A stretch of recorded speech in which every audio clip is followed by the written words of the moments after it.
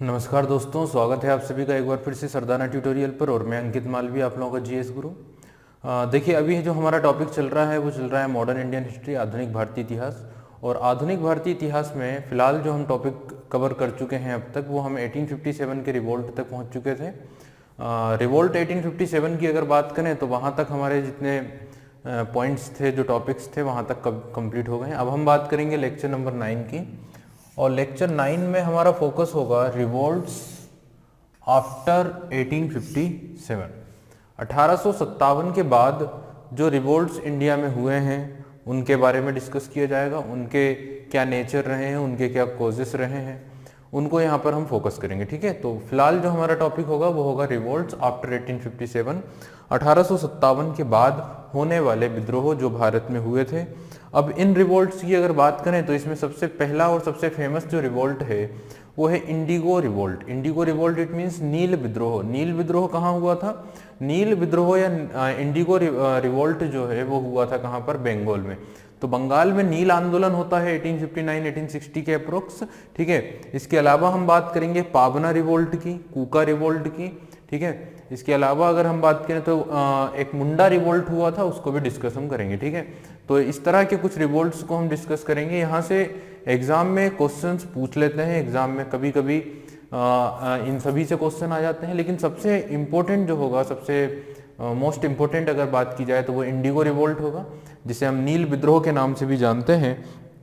तो स्टार्ट करते हैं इस टॉपिक को। अच्छा, इसके पहले हम देख लें कि अभी तक जो हमने डिस्कस की है हिस्ट्री में जो अभी हमारा टॉपिक चल रहा है वो चल रहा है मॉडर्न इंडियन हिस्ट्री के अंतर्गत। ठीक है, तो अभी हम इस पूरे के पूरे अगर सब्जेक्ट को रिवाइज करें तो हमने इंडियन हिस्ट्री को 3 कैटेगरी में क्लासिफाई किया हुआ है, सभी लोग जानते हैं। पहला ancient Indian history, second medieval Indian history और थर्ड है मॉडर्न इंडियन हिस्ट्री। ठीक है, ancient, medieval and modern. Ancient history हमने कवर कर चुके हैं, मीडिएवल हिस्ट्री हमने कवर कर चुके हैं, और अब जो हमारा टॉपिक चल रहा है वो है मॉडर्न इंडियन हिस्ट्री, आधुनिक भारतीय इतिहास। आधुनिक भारतीय इतिहास को हम 2 सेक्शन में या 2 पार्ट में डिस्कस करते हैं। पहला जो पार्ट होता है वो हम डिस्कस कर रहे होते हैं। ठीक है, या जो पहला पार्ट अभी हमारा जो चल रहा है, फिर जो सेकंड पार्ट होगा, देखिए फर्स्ट पार्ट और फिर सेकंड पार्ट का नाम हमने रखा है फ्रीडम स्ट्रगल ऑफ इंडिया। ठीक है, या फ्रीडम स्ट्रगल मूवमेंट, भारत का स्वतंत्रता का आंदोलन। ठीक है, तो फ्रीडम स्ट्रगल मूवमेंट जो लगभग 1885 से माना जाता है, 1885 से 1947 तक जो टॉपिक आता है वो फ्रीडम स्ट्रगल मूवमेंट कहलाता है मॉडर्न इंडियन हिस्ट्री का। और इसके पहले जो टॉपिक होता है वो हम डिस्कस कर रहे होते हैं 1707 1707 से लेकर 1885 तक की जो हिस्ट्री है ये मॉडर्न इंडियन हिस्ट्री का फर्स्ट पार्ट या पहला सेक्शन कहलाता है। ठीक है, और इसके बाद जो सेकंड पार्ट होता है उसे हम इंडियन फ्रीडम स्ट्रगल के नाम से, यानी भारतीय स्वतंत्रता आंदोलन या मूवमेंट के नाम से भी जानते हैं। अब जो पहला पार्ट है हमारा, उसमें हमने क्या डिस्कस किया है? First part of the modern Indian history में हमने क्या क्या टॉपिक्स कवर किए हैं? तो सबसे पहले हमने डिस्कस किया है, सबसे पहले जो हमारा लेक्चर फर्स्ट था, तो लेक्चर फर्स्ट में हमने बात की है डाउनफॉल ऑफ द मुगल्स, मुगलों के पतन के बारे में। डाउनफॉल ऑफ द मुगल हमने डिस्कस किया।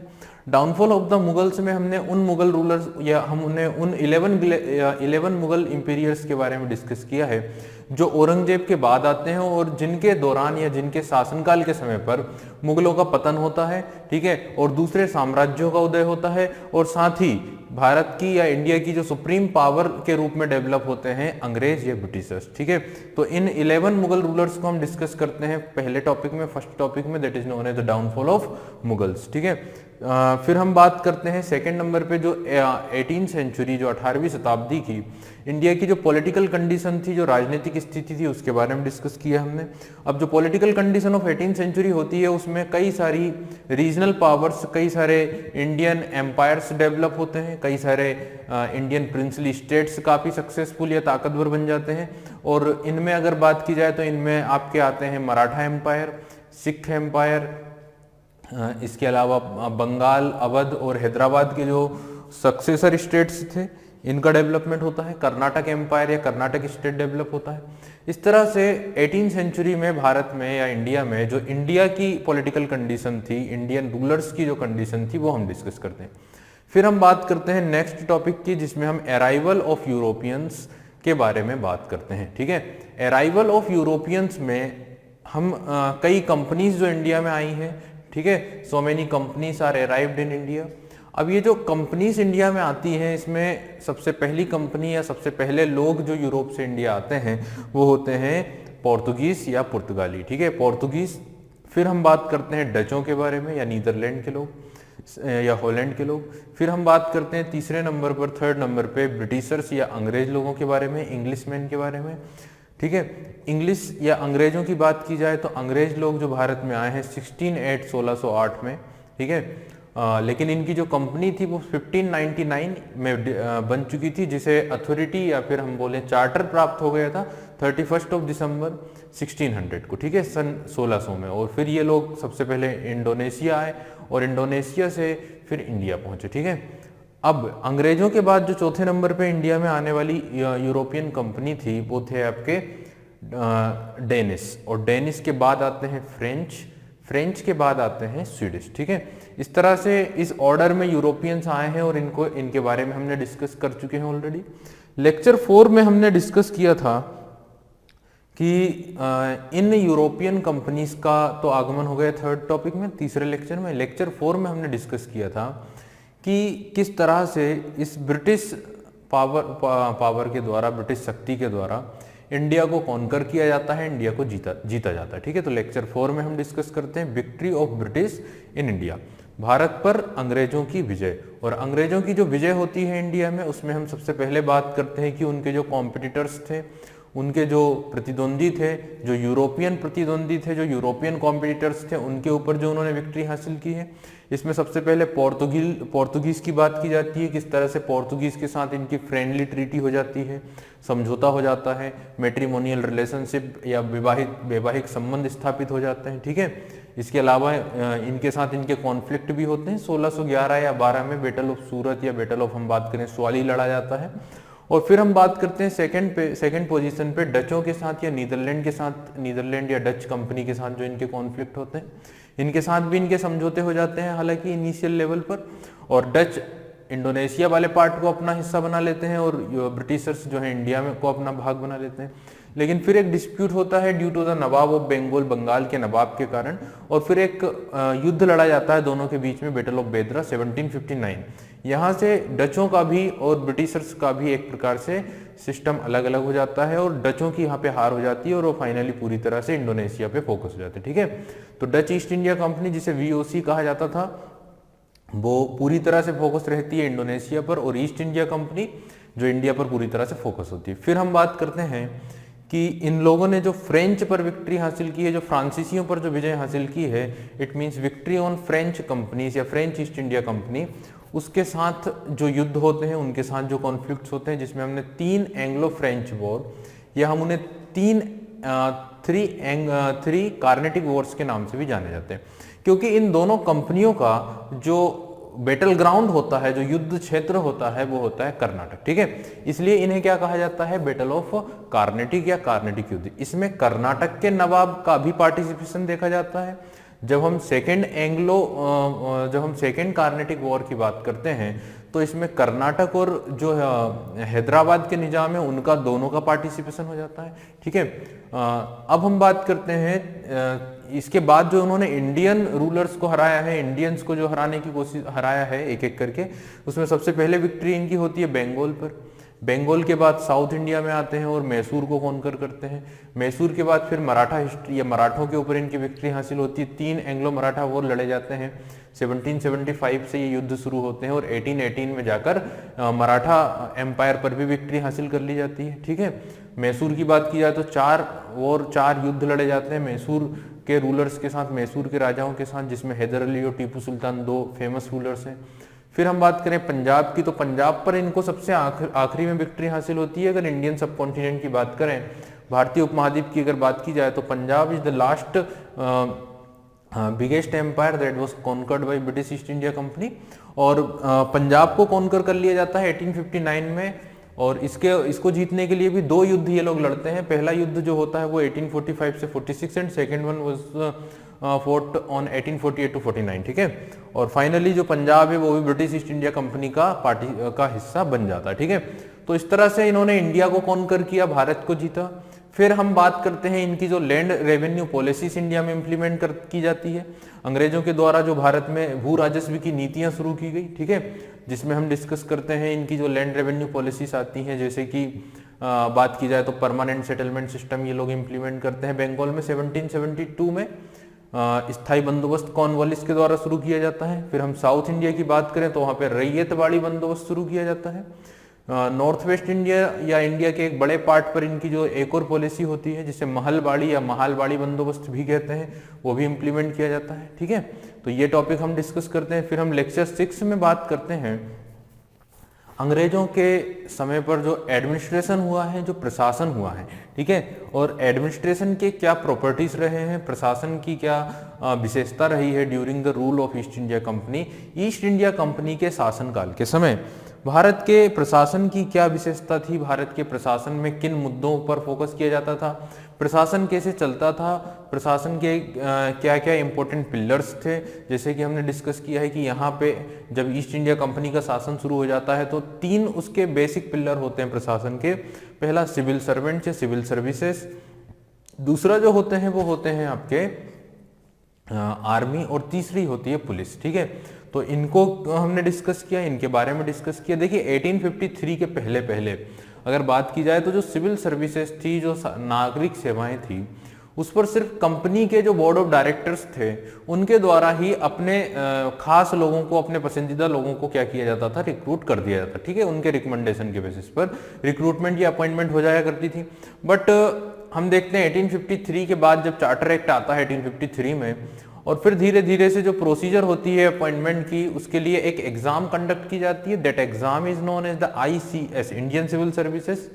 और फिर जो रिक्रूटमेंट होता है वो एक प्रतियोगी परीक्षा, इट मीन्स कि एक कॉम्पिटिटिव एग्जाम के माध्यम से होने लग जाता है।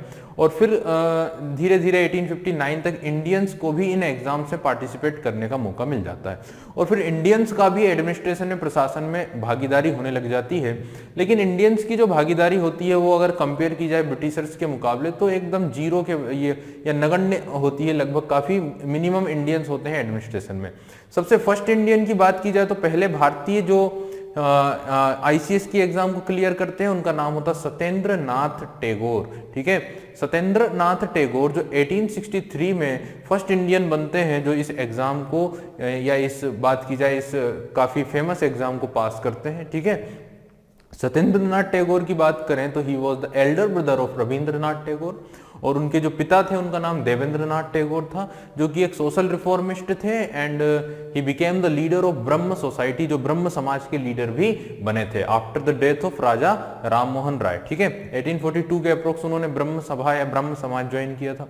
तो ये टॉपिक हम डिस्कस करते हैं जिसमें हम बात कर रहे होते हैं किसके ऊपर, ब्रिटिशर्स के समय पर जो एडमिनिस्ट्रेशन हुआ है, जो प्रशासन हुआ है, और प्रशासन की जो पॉलिसी थी, जो प्रॉपर्टीज थी, उनके बारे में बात की जाती है, ठीक है।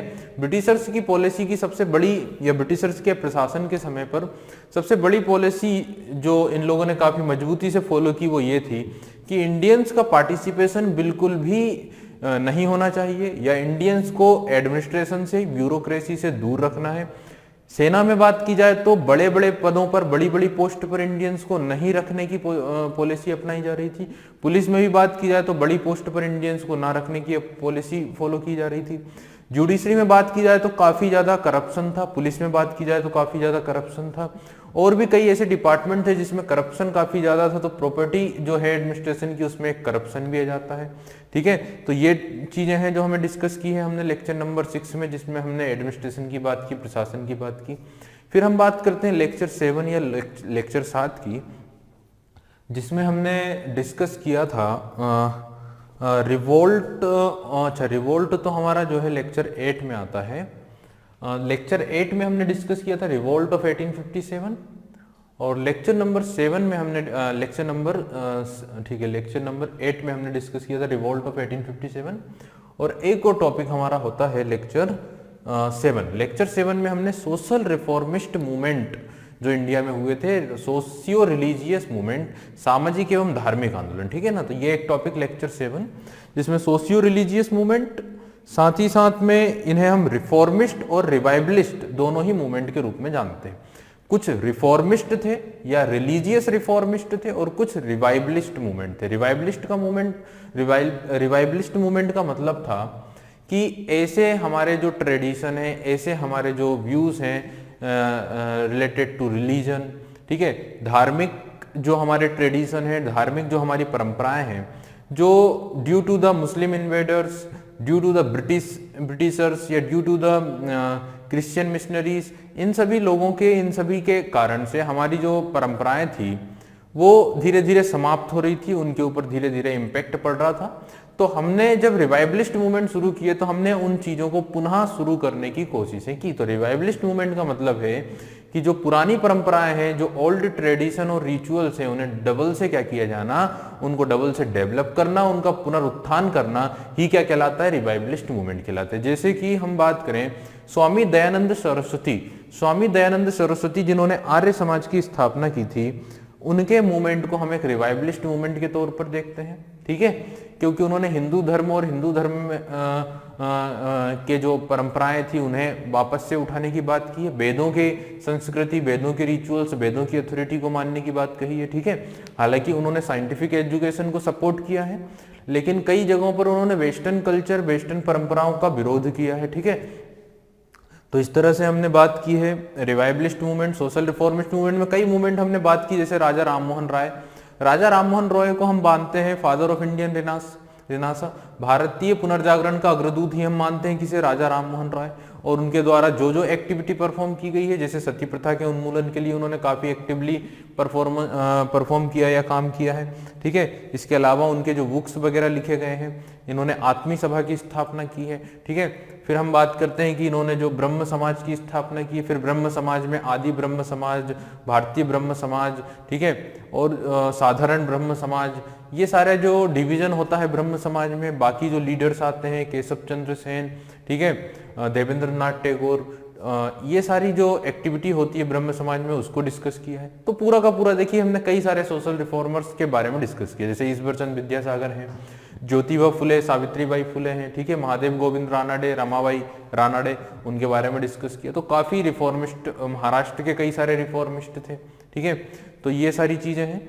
और फिर जो लेक्चर 8 हम बात करते हैं वो हम करते हैं रिवोल्ट ऑफ 1857। 1857 में जो महान विद्रोह भारत में हुआ था, 1857 का जो ग्रेट रिवॉल्यूशन इंडिया में हुआ था, जो ग्रेट रिवोल्ट हुआ था, उसको हमने काफी डीप में और सेक्शन वाइज बाइसेक्ट करके डिस्कस किया, जिसमें हमने बात की है सबसे पहले रिवोल्ट के बैकग्राउंड की, उसके बेस की, उसके आधार की।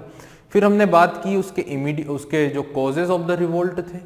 फिर हमने, जब हम कॉजेस की बात करते हैं तो उसमें कई सारे कॉजेस आते हैं, और उसको समझने के लिए आपको इस पूरी मॉडर्न हिस्ट्री की ब्रिटिश रूल को ध्यान से समझना होता है, ठीक है।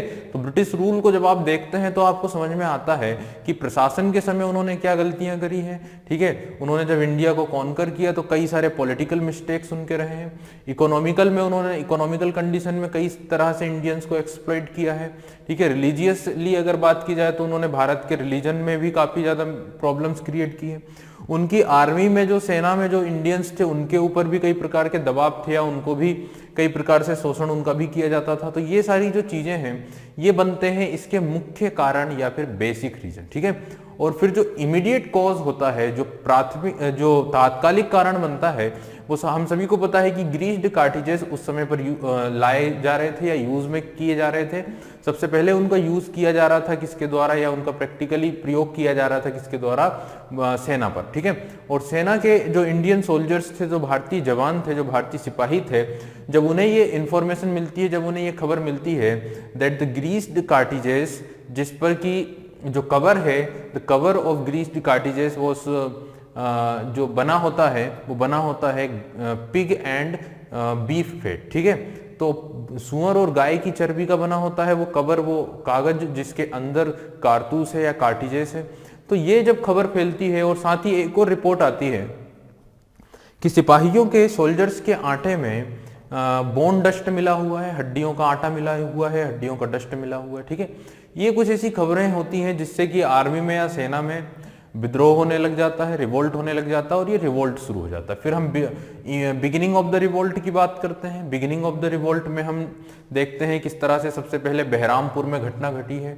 फिर बैरकपुर में मंगल पांडे क्या इवेंट करते हैं, फिर मंगल पांडे के बाद मेरठ में क्या एक्टिविटी होती है, और थर्ड कैवलरी के 85 सोल्जर्स को 10 ईयर 10 साल की कैद और उनकी जो बटालियन, उनकी जो फोर्स थी, रेजिमेंट थी, उसे डिसमिस कर दिया जाता है। ठीक है, ये घटना 9 मई को घटती है और फिर 10 मई को मेरठ के ही 20वीं और दूसरी इन्फेंट्री के जो सिपाही थे उनके द्वारा अपने साथियों को छुड़ा लिया जाता है और ओपन रिवोल्ट डिक्लेयर कर दिया जाता है। ठीक है, फिर ये जो विद्रोही थे ये 11 मई को दिल्ली पहुंचकर दिल्ली के जो बहादुर शाह जफर थे, लास्ट मुगल इंपीरियर, उन्हें डिक्लेयर कर देते हैं as the leader of revolt and king emperor of Hindustan. ठीक है, तो यहां से क्या होता है, रिवोल्ट बिगिन होता है, शुरू होता है 10 मई 1857 से, और लगभग अगर बात की जाए तो 28 जून 1858 को ये रिवोल्ट क्या होता है, समाप्त हो जाता है, अंत हो जाता है ग्वालियर से। ठीक है, ग्वालियर से ये रिवोल्ट खत्म हो जाता है। 17 जून 1858 को मृत्यु होती है किसकी, रानी लक्ष्मीबाई की। ठीक है, और रानी लक्ष्मीबाई के बाद फिर ग्वालियर को भी रिकैप्चर कर लिया जाता है और एक एक करके सारे के सारे जो रिवोल्ट के केंद्र थे, जो जगह थी, उन्हें भी कैप्चर कर लिया जाता है। तो रिवोल्ट कैसे बिगिन होता है, बिगिन होने के बाद उसका एक्सटेंशन, स्प्रेड और जो सप्रेशन है उसके बारे में बात की जाती है। और फिर हम देखते हैं कि रिवोल्ट के क्या कॉजेस होते हैं जिसके कारण रिवोल्ट फेल हो जाता है, असफल हो जाता है। Causes of the failure discuss किए जाते हैं। और फिर लास्ट हम टॉपिक जो डिस्कस करते हैं वो पढ़ते हैं impact of the revolt of 1857। 1857 के रिवोल्ट के क्या इम्पैक्ट हुए हैं, क्या प्रभाव हुए हैं, और उनके बाद क्या चीजें हमें देखने को मिलती हैं भारत के सोसाइटी में, भारत के प्रशासन में। ठीक है, इंडिया के एडमिनिस्ट्रेशन में जैसे कि बहुत बड़ा चेंज हो जाता है, और इंडिया का जो प्रशासन है, भारत का जो शासन है, वो EIC से छीन लिया जाता है by the government of India Act 1858 and that was transferred to British Parliament और British Crown। ब्रिटिश क्राउन के हाथों में आ जाता है। 1858 से भारत का शासन ब्रिटिश क्राउन के हाथों में आ जाता है। ठीक है, चलिए, तो यहाँ तक की जो पूरी कहानी थी, यहाँ तक की जो पूरी स्टोरी थी, वो हम डिस्कस कर चुके हैं। नाउ जो हमारा फोकस होगा, अब जो हमारा फोकस होगा वो रिवोल्ट्स जो हुए हैं 1857 के बाद। ठीक है, आफ्टर रिवोल्ट्स आफ्टर 1857, 1857 के बाद होने वाले रिवोल्ट्स। और इन रिवोल्ट्स में मैंने आप लोगों को बताया है कि इंडिगो रिवोल्ट सबसे फेमस, सबसे महत्वपूर्ण रिवोल्ट था। सबसे खास जो विद्रोह है वो इंडिगो रिवोल्ट होगा। इंडिगो का मतलब होगा कि नील विद्रोह, नील आंदोलन। नील आंदोलन जो कहां पर हुआ था, नील आंदोलन जो हुआ था वेस्ट बंगाल में या पश्चिम बंगाल में। ठीक है ना, और साथ ही साथ बांग्लादेश के भी कुछ एरिया थे, बांग्लादेश का भी कुछ क्षेत्र था।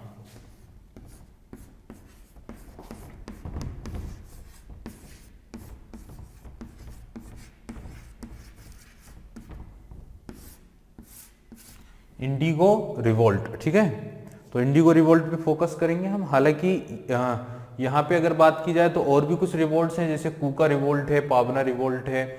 इसके अलावा एक और रिवोल्ट है जो हमें डिस्कस करना है यहाँ पे, जिसका नाम है मुंडा रिवोल्ट या मुंडा विद्रोह। देखिए, इनके नेचर की बात की जाए तो कुछ पीजेंट्री रिवोल्ट या मूवमेंट होंगे और कुछ रिलीजियस मूवमेंट होंगे। लाइक कूका मूवमेंट एक रिलीजियस मूवमेंट के तौर पर स्टार्ट हुआ था पंजाब में, तो Kuka revolt is related to Punjab. लेकिन जब हम नील रिवोल्ट की बात करते हैं तो it is a peasantry movement. ये किसानों के द्वारा शुरू किया जाने वाला आंदोलन था, तो इसका जो नेचर है ये पीजेंट्री रिवोल्ट है, पीजेंट्री मूवमेंट है, किसान आंदोलन। ठीक है, वहीं कूका आंदोलन एक धार्मिक आंदोलन था, एक रिलीजियस मूवमेंट था। उसके ऊपर भी बात की जाएगी। तो फोकस जो होगा वो इंडिगो रिवोल्ट के ऊपर होगा इनिशियली। ठीक है, टाइम आप लोग ध्यान रखिए, समय ध्यान रखिए। 1859 से 1860 तक ये रिवोल्ट माना जाता है। आपके एग्जाम में जब क्वेश्चन पूछा जाएगा कि नील विद्रोह जो बंगाल में हुआ था, क्योंकि एक नील आंदोलन जो है हम इंडियन फ्रीडम स्ट्रगल में डिस्कस करते हैं, चंपारण का आंदोलन, चंपारण का विद्रोह जो बिहार के किसानों के द्वारा किया जाता है। ठीक है, तो यहाँ पे जो मूवमेंट होता है वहां पे बंगाल के किसानों की प्रॉब्लम यहाँ पे सॉल्व हो जाती है, लेकिन बिहार के किसानों की प्रॉब्लम चंपारण सत्याग्रह में जब गांधी जी उसमें पार्टिसिपेट करते हैं और एक सत्याग्रह करते हैं, ठीक है ना, तो वो तब होता है सत्याग्रह आंदोलन जब गांधी जी के द्वारा किया जाता है 1917 में, वो चंपारण बिहार में करते हैं।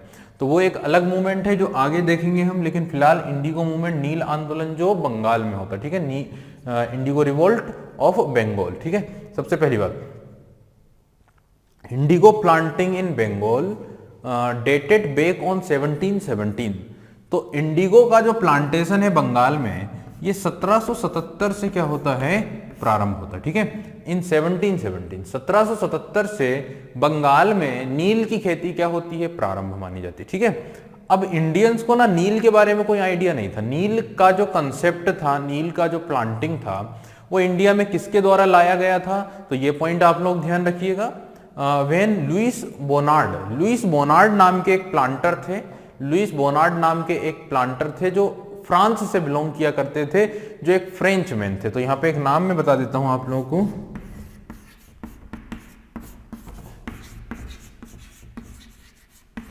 लुइस बोनार्ड। ठीक है, हालांकि इतना इंपॉर्टेंट नहीं है क्योंकि ये नाम तो पूछा नहीं जाएगा आपसे, बट ये जरूर पूछा जाएगा कि भारत में नील की खेती या नील का जो पहला प्लांटर था या जो नील का कंसेप्ट था इंडिया में किसने लाया थे, तो ध्यान रखिएगा नील का कंसेप्ट इंडिया में लाए थे फ्रेंच। ठीक है, indigo planting in Bengal dated back to 1717 when Louis Bonnard a French man introduce it to the Indians.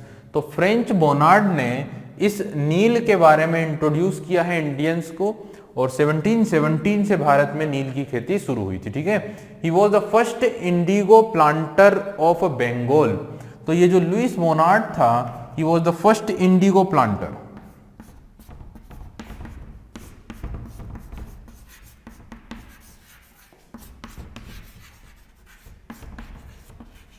ठीक है, he was the first indigo planter, कहां का, ऑफ बंगाल यानी बंगाल का। ठीक है, तो बंगाल का पहला इंडिगो प्लांटर ही कौन था, तो वो था लुइस बोनार्ड।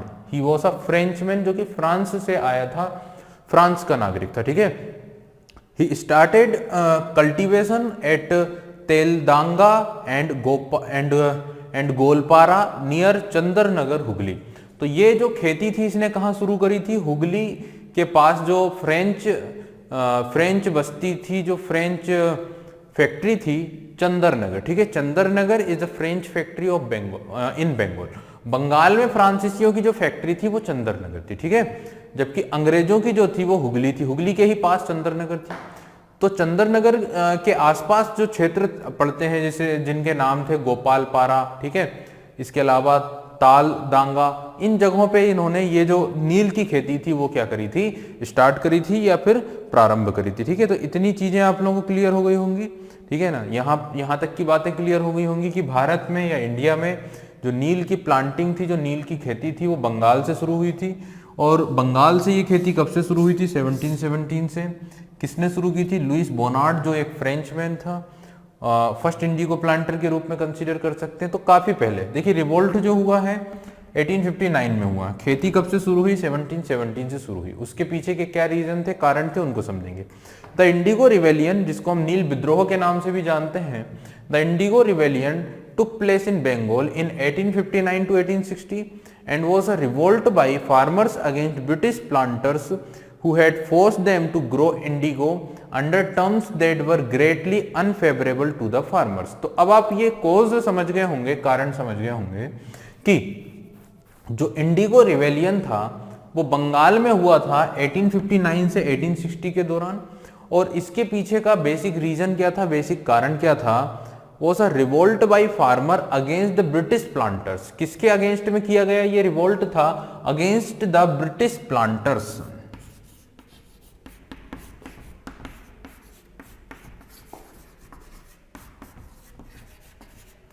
देखिए, ब्रिटिश प्लांटर्स को आप इस तरह से समझें कि ब्रिटेन के कुछ बागानों के मालिक हुआ करते थे। ठीक है, ब्रिटेन में ये इन्हें कहा जाता है बागानों के मालिक, नील के बागानों के मालिक। ठीक है, तो ये जो ब्रिटिश प्लांटर्स थे, जिन्हें हम बागानों के मालिक के रूप में जानते हैं, ये लोग क्या करते थे, इंडिया के फार्मर्स को या बंगाल के किसानों को दबाव डालते थे, उनको फोर्स करते थे टू ग्रो नील।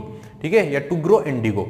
तो ये अपनी टर्म्स पर, अपनी शर्तों पर बंगाल के किसानों को फोर्स करते थे कि उन्हें नील की खेती करना पड़ेगी, नील उगाना पड़ेगा अपने खेतों में। ठीक है, that was greatly unfavourable to the farmers. जो किसानों के लिए काफी ज्यादा अनफेवरेबल था, उनके लिए बिल्कुल भी सही नहीं था नील की खेती करना। क्यों सही नहीं था, क्योंकि देखिए जो किन की कंडीशंस पर ये खेती की जाती थी, तो इन ब्रिटिश प्लांटर्स, जिन्हें हम बागानों के मालिक के रूप में जानते हैं, ठीक है। ये लोग क्या करते थे, इनकी शर्तों पर नील की खेती कराते थे। अब उससे किसान खुश नहीं था, सेटिस्फाई नहीं था। क्यों? क्योंकि काफी कम उन्हें पेमेंट किया जाता था, काफी औने पौने दाम पर ये नील खरीद लेते थे। और नील के प्रोडक्शन से प्रॉफिट इसलिए नहीं होता था क्योंकि ये सिर्फ और सिर्फ एक तरह से देखा जाए तो नकदी फसल थी, ठीक है ना। ये कोई फूड क्रॉप नहीं है, किसी प्रकार की फूड इससे नहीं मिलता है, सिर्फ और सिर्फ ये एक नकदी क्रॉप है।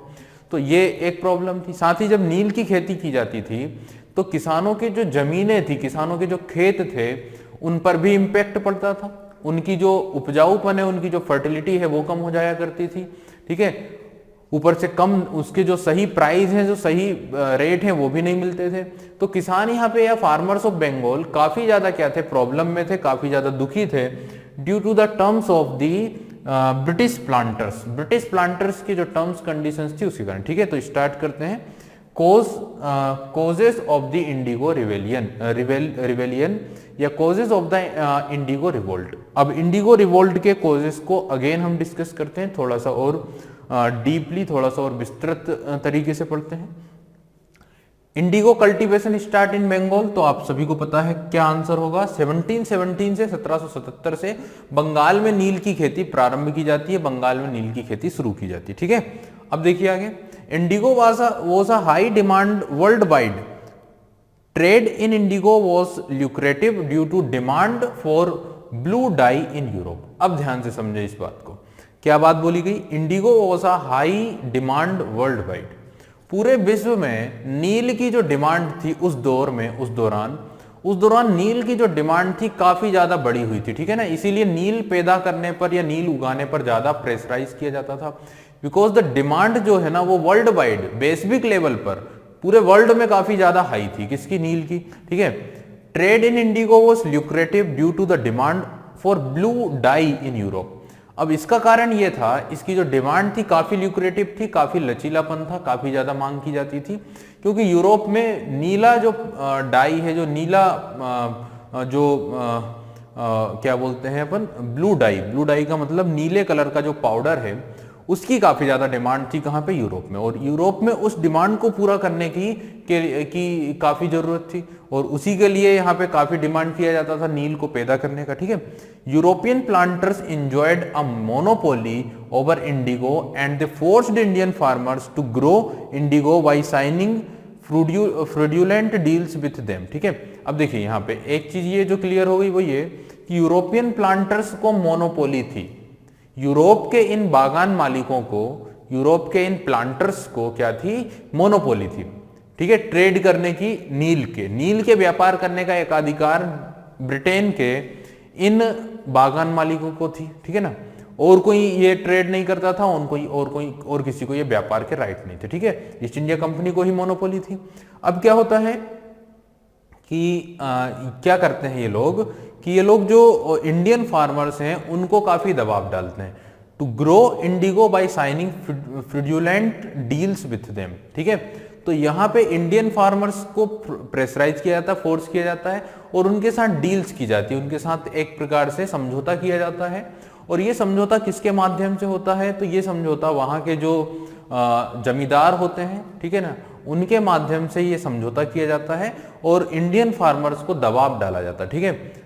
The cultivators were forced to grow indigo in place of food crops. तो ये चीज भी समझे भाई, किसान अपने खेत पर फूड क्रॉप्स लगाना चाहेगा, लाइक राइस हो गया, पैडी हो गया, इन सबको उगाना चाहेगा, ये व्हीट हो गया, लेकिन उन्हें फोर्स किया जाता था फूड क्रॉप्स के अगेंस्ट या फूड क्रॉप्स के बिहाफ में किसे उगाने को, इंडिगो या नील की खेती करने के लिए प्रेशराइज किया जाता था।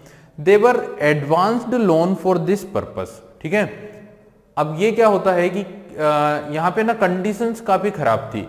देवर advance loan for this purpose, उन्हें इस चीज के लिए पहले से लोन दे दिया जाता था, या फिर आप ये समझिए कि किसान ने अगर एक बार लोन ले लिया, ठीक है ना, यदि किसी किसान ने एक बार लोन ले लिया होता था तब, और चूंकि लोन के जो इंटरेस्ट थे वो काफी हाई होते थे, और अगर वो लोन नहीं चुका पाता था तो फिर उन्हें इन प्लांटर्स की या फिर उन जमींदारों के कंडीशंस को फॉलो करना ही पड़ता था, ठीक है। Once the farmers took loans, यदि किसान ने एक बार लोन ले लिया, they could never repay it due to high rate of interest, ठीक है, तो वो कभी भी वापस कर ही नहीं पाता था, ठीक है ना, एक बार लोन ले लिया तो वापस ही नहीं कर पाएगा। क्यों? क्योंकि जो इंटरेस्ट की जो रेट थे, जो रेट ऑफ इंटरेस्ट था वो काफी ज्यादा हाई था और उसमें फ्लक्चुएशन होता था, बार बार ज्यादा से ज्यादा बढ़ते जाते थे। तो किसानों के लिए काफी मुश्किल स्थिति थी, उन्होंने लोन ले लिया तो वो वापस पे नहीं कर पाते थे, ठीक है। The tax rate were also exorbitant, तो जो टैक्स की रेट थी वो काफी ज्यादा हाई थी, काफी ज्यादा ऊंची हुई थी, ठीक है। The farmers were brutally oppressed if they could not pay the rent or refused to do as asked by the planters। तो फिर क्या होता था कि काफी ब्रूटली वे में हम बात करें, काफी अनह्यूमैनिक वे में किसानों के ऊपर अत्याचार किए जाते थे, किसानों के ऊपर अटैक किए जाते थे और उनको ये प्रेशर दिया जाता था कि या तो वो अपना रेंट पे करें, ठीक है, तो उन्होंने पैसे लिए हैं वो पे करें, ठीक है, अदरवाइज जो हमारी कंडीशन है, अदरवाइज हम जो आपसे कहते हैं उसे आपको क्या करना होगा, पूरा करना, हमारी कंडीशंस को पूरा करना होगा, ठीक है। They force to sell indigo at non profitable rates, तो यहाँ पे किसानों को दबाव डाला जाता था, यहाँ पे किसानों को ये प्रेशर था कि उन्हें नॉन प्रॉफिटेबल रेट पर, जिस पर उन्हें कोई प्रॉफिट ही नहीं होता है, सिर्फ औने पौने दाम पर अपने प्रोडक्शन को, अपनी नील को क्या करना होता था, बेच देना पड़ता था, ठीक है। तो क्या होता था, they were force to sell indigo at non profitable rates so as to maximise the European planters profit, ठीक है। तो इन्होंने क्या किया है, काफी कम दाम पर अपना नील बेच दिया, जिससे क्या होता है कि ये जो ब्रिटिश प्लांटर्स थे या जो यूरोप में बैठे हुए बागान मालिक थे, इनका जो प्रॉफिट है ना ये कई गुना बढ़ जाया करता था, मैक्सिमम हो जाया करता था इन प्लांटर्स का प्रॉफिट, इनका जो मुनाफा है काफी कई गुना बढ़ जाता था, ठीक है। तो ये काफी कम या काफी सस्ते दाम पर खरीद लेते थे और जिससे इनका प्रॉफिट काफी बढ़ जाया करता था, ठीक है। If a farmer refused to grow indigo and planted paddy instead, the planters resorted to illegal means to get the farmer to grow indigo such as looting and burning crops, kidnapping the farmer's family members etc, ठीक है। अब देखिए, यदि कोई किसान इनकी खेती नहीं करता है, यदि कोई किसान नील की खेती नहीं करता था तो क्या किया जाता था, अच्छा नील की खेती नहीं की तो उसने जैसे पेड़ी उगाया या राइस या व्हीट जो भी उगाते थे तो उनके खेतों को जला दिया जाता था, ठीक है ना। इन ब्रिटिश प्लांटर्स के हुक्मों पर, इन बागान मालिकों के आदेश पर इनके जो खेत में जो फसल उगाई गई है उसे क्या किया जाता था, बर्बाद कर दिया जाता था, या तो उसे लूट लिया जाएगा या उसे जला दिया जाएगा, ठीक है। या किसान को मजबूर किया जाता था, उसकी फैमिली मेंबर्स को किडनैप तक कर लिया जाता था। तो इस तरह के ना काफी ज्यादा उत्पीड़न किया जाता था, इस तरह का काफी ज्यादा पीड़ित किया जा रहा था किसानों को, कहाँ के, बंगाल के। और ये कब से शुरू हो चुका था, ये 1777 से बंगाल के इन किसानों को इस तरह से विवश किया जा रहा था, मजबूर किया जा रहा था, ठीक है। The government always supported the planters. अब देखिए गवर्नमेंट भी किसकी है, ब्रिटेन की गवर्नमेंट है, ब्रिटेन की गवर्नमेंट शासन कर रही है इंडिया में, और बंगाल पे तो उनका काफी ज्यादा कंट्रोल है, बंगाल तो उनका गढ़ है, बंगाल तो उनकी कैपिटल भी रही है, कैलकाटा तो कैपिटल भी रही है, ठीक है। तो अंग्रेजों का पूरा का पूरा पावर है बंगाल में, बंगाल काफी ताकतवर जगह रही है अंग्रेजों के लिए। तो ऑब्वियसली गवर्नमेंट भी ब्रिटिशर्स की है। अब गवर्नमेंट किसको सपोर्ट करती है, ब्रिटिश प्लांटर्स को, इन प्लांटर्स, इन बागान मालिकों को, ठीक है। Who enjoyed many privilege and judicial immunities, जिन्हें काफी ज्यादा विशेष अधिकार या काफी ज्यादा प्रिविलेजेस मिले हुए हैं, साथ ही उन्हें न्यायिक अगर बात की जाए तो इम्यूनिटीज भी मिली हुई है, न्यायिक अधिकार भी मिले हुए हैं। तो यहाँ पे अंग्रेज सरकार का भी उन्हीं को सपोर्ट था और इनके द्वारा किसानों पर लगातार अत्याचार किए जा रहे थे। तो ये चीज आप लोगों को समझ में आई कि ये है कॉजेज, ये कारण थे। बंगाल के किसानों पर दबाव डाला जा रहा था कि उन्हें नील उगाना ही पड़ेगा, ठीक है। अगर कोई किसान लोन ले लेता था या ब्याज पर पैसे ले लेता था, और अगर ऑब्वियसली वो ब्याज की दर इतनी ज्यादा हाई थी कि वो दे नहीं पाता था, ठीक है, फिर उसे मजबूरन अपने खेतों पे ये नील की खेती करना पड़ती थी और वो एक प्रकार से कर्जदार या बंधुआ मजदूर बन जाया करता था, ठीक है। और जो नील खरीदा जाता था वो काफी अनप्रॉफिटेबल प्राइस पे खरीदा जाता था, जिससे कि जो बागान मालिक थे उनका प्रॉफिट बढ़ जाए, काफी अधिकतम उन्हें लाभ मिल जाए। तो ये सारी कंडीशन थी, ये सारी चीजें थी जो कॉजेस थे, जो कारण थे इंडिगो रिवॉल्ट के। ठीक है, अब आगे डिस्कस करते हैं कि इंडिगो रिवॉल्यूशन में और क्या चीजें हैं और ये किस तरह से प्रारंभ होता है, किस तरह से स्टार्ट होता है, और कौन ऐसे लीडर्स बनते हैं इस रिवोल्ट के, किस तरह से इसे प्रमोट किया जाता है। ठीक है,